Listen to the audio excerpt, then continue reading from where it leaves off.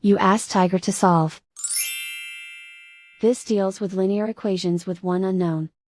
The final result is y equals 18. Let's solve it step by step.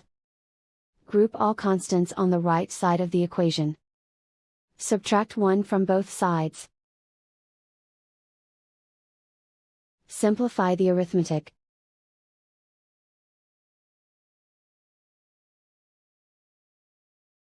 Isolate the y. Multiply both sides by 2. Group like terms. Multiply the coefficients.